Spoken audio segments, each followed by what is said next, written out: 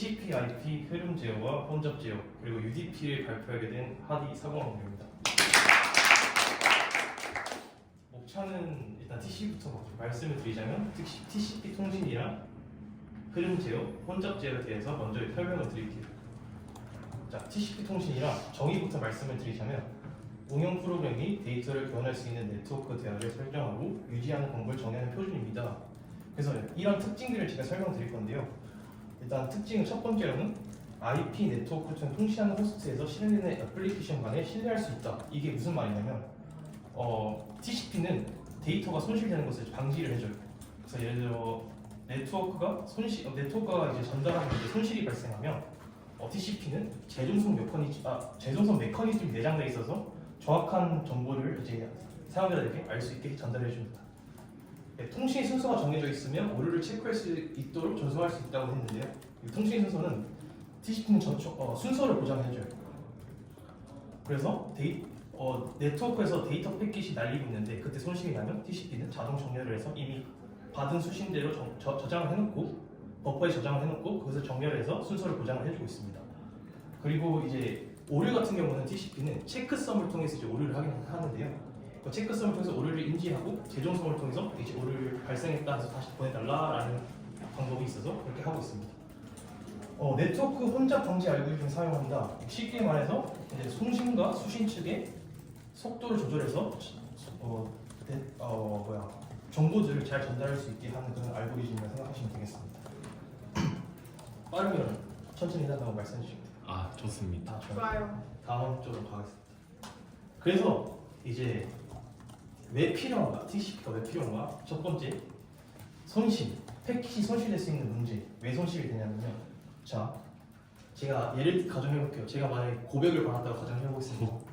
좋아요. 네, 고백을 받았는데 저는 그 사람이 마음에 안 들어요. 그냥 나는 널 친구로서 좋아해 라고 보냈는데 데이터 손실이 돼가지고 나는 너 좋아해 될 수 있잖아요. 맞죠. 그러면 이제 머리 아파지는 상황이에요. 그걸 아파지죠. 그래서 TCP를 통해서 신뢰성을 보장해서 데이터가 잘 전달될 수 있도록 하는 게 목적입니다. 좋아요. 오케이.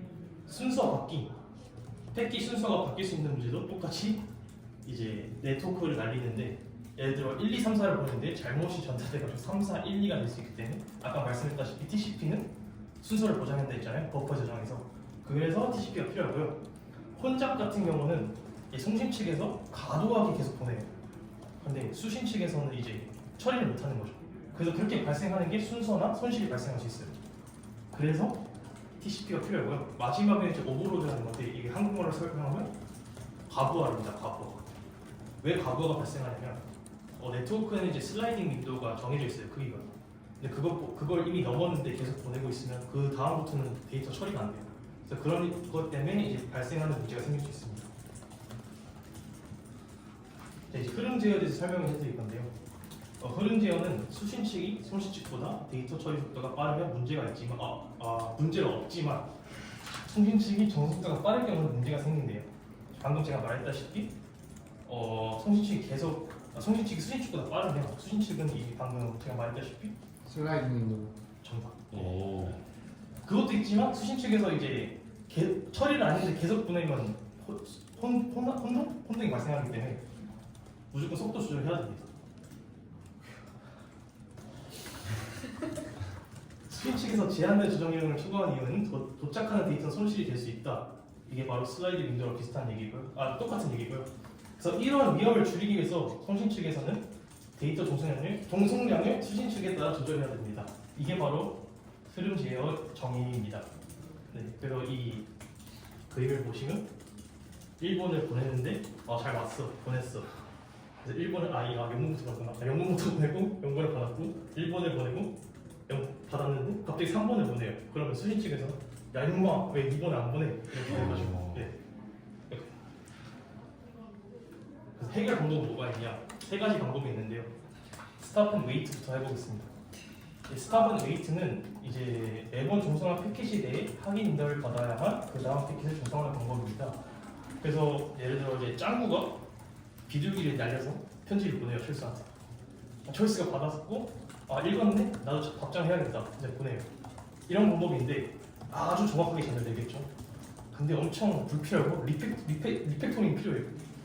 무조건 리피터가 필요해서 왜냐하면 일단 이렇게 하면 하나씩만 전달해요.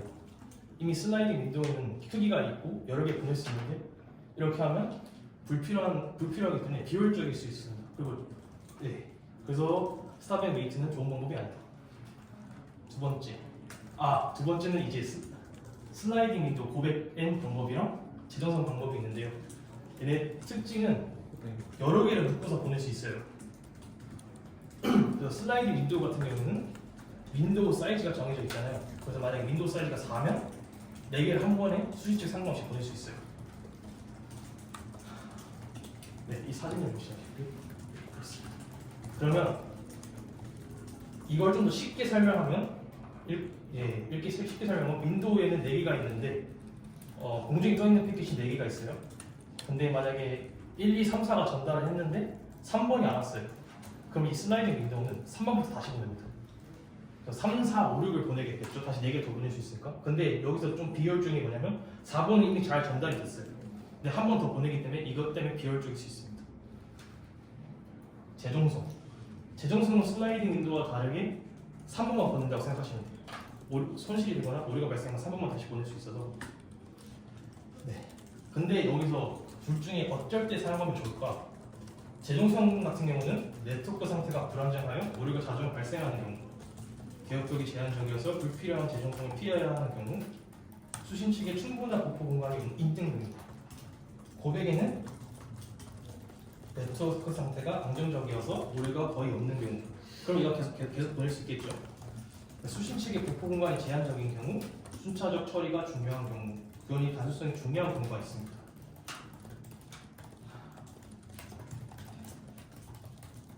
혼잡 제어.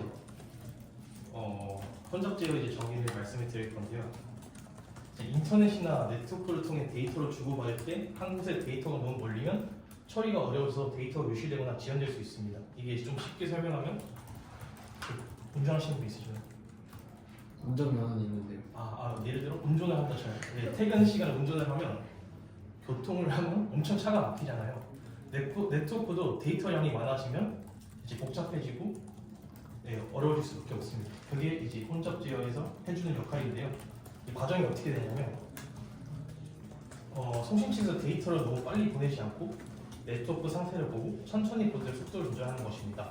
그래서 뿌름 제어와 차이가 뭐냐면 뿌름 제어는 송신과 수신 측의 속도를 조절하는 반면 혼잡 제어는 라우터를 포함한 넓은 범위의 정성 문제를 이제 다룬다고 생각하시면 되겠습니다. 그러니까 이 라우터의 속도를 조절한다고 생각하시면 되겠습니다.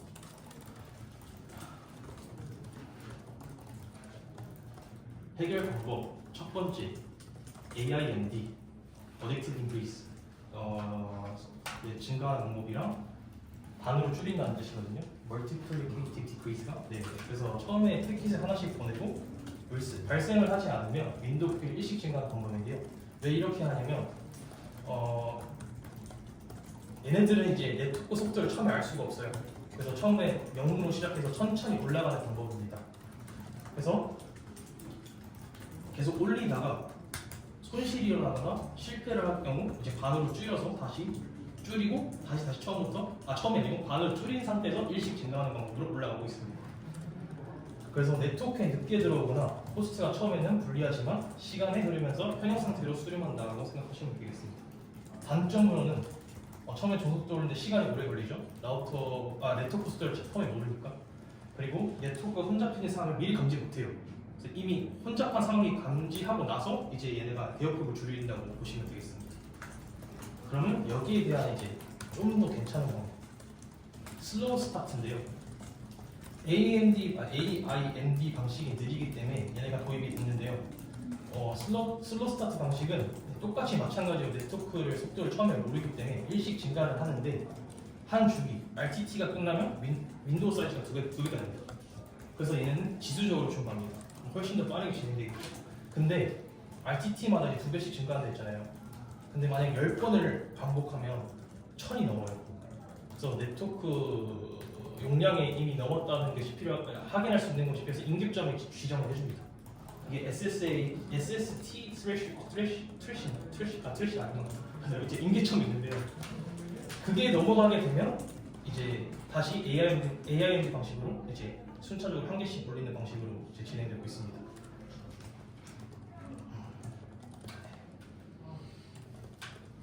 Fast Bit Transmit은 빠른 전송인데요. 이제 TCP 혼잡 조절이 추가된 방식인데 좀 더 쉽게 설명하면 얘네가 이제 수신 측에서